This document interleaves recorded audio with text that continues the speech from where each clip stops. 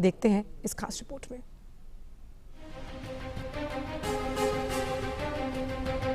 देश के लोकतंत्र के महापर्व का 2 हफ्ते तक चला सियासी घमासान भले ही अब थम गया हो, लेकिन 23 तारीख को आने वाले नतीजों ने सबकी धड़कनें बढ़ा रखी हैं।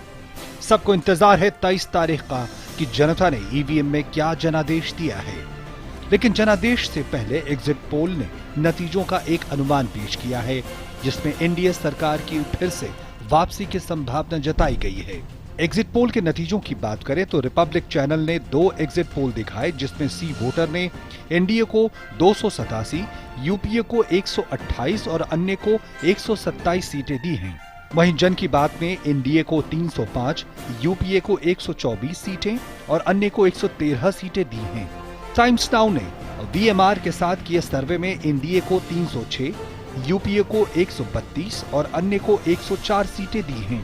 न्यूज 24 ने चाणक्य के साथ किए सर्वे में एनडीए को 350 ±14, यूपीए को 95 ±9 और अन्य को 97 ±11 सीटें दी हैं।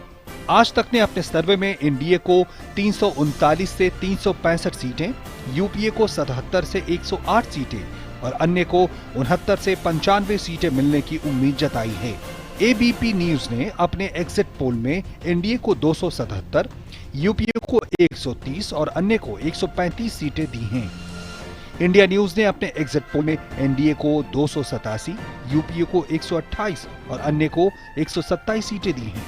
इंडिया टीवी ने अपने एग्जिट पोल में एनडीए को 300, यूपीए को 120 और अन्य को 122 सीटें दी हैं।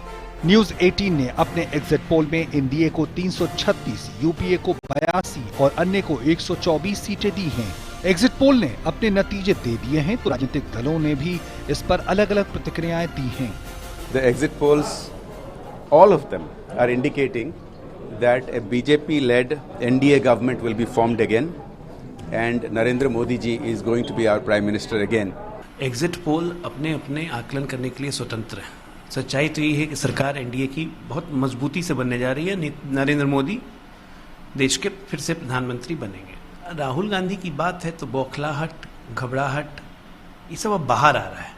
23 तारीख तक हम लोगों को भी यही कहेंगे, इंतजार करिए।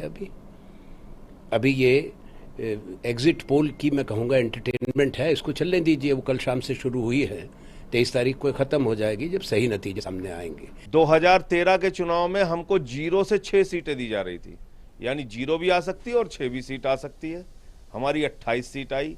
2015 के चुनाव में उठा के देख लीजिए, दिल्ली विधानसभा के चुनाव में एग्जिट पोल के नतीजे बुरी तरीके से गलत साबित हुए।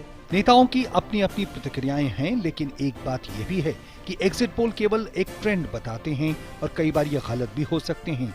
फिलहाल तो मतदाताओं ने जनमत तो ईवीएम में कैद कर ही दिया है और 23 मई को ये साफ हो जाएगा कि दिल्ली की गद्दी किसको मिलेगी।